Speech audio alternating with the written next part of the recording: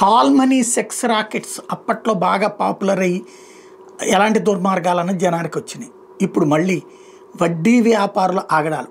బాపట్ల మండలానికి సంబంధించిన బాపట్ల జిల్లాకు సంబంధించినటువంటి దాంట్లో వెలుగు చూసింది. కొల్లూరు దగ్గర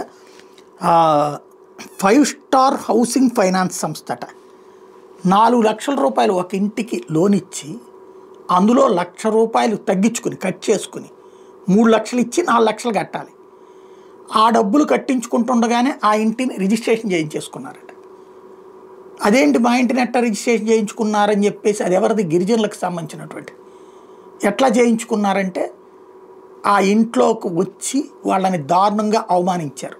ఎట్లాగా వీళ్ళు అలాగే ఎలా రిజిస్ట్రేషన్ చేయించుకున్నారన్నటువంటి పాయింట్ మీద వాళ్ళు పోలీస్ స్టేషన్కి వెళ్ళారు. మా దగ్గరేమో కిస్తీలు కట్టించుకున్నారు, మా ఇంటినే వాళ్ళు రిజిస్ట్రేషన్ చేయించుకున్నారు ఎట్లాగా అని. అట్లా చేస్తారని ఆ కేసు విత్డ్రా చేసుకోమని ఇంటి మీదకి సినిమాల్లో చూపెట్టినటువంటి రౌడీజం. ఇంట్లో సామాన్లు గిరాటేసి అవమానించడం అందరు ఎదురుగుండా. ఈ అవమానం తట్టుకోలేక ఓ మహిళ ఆత్మహత్య. ముందు అసలు ఇలాంటి వాటి మీదన మీడియా నోరు మీద పట్టలేదు, సోషల్ మీడియా పట్టించుకోవట్లేదు, ప్రభుత్వాలు లైట్ తీసుకుంటున్నాయి. ఇది ఎంత సీరియస్ అంశం.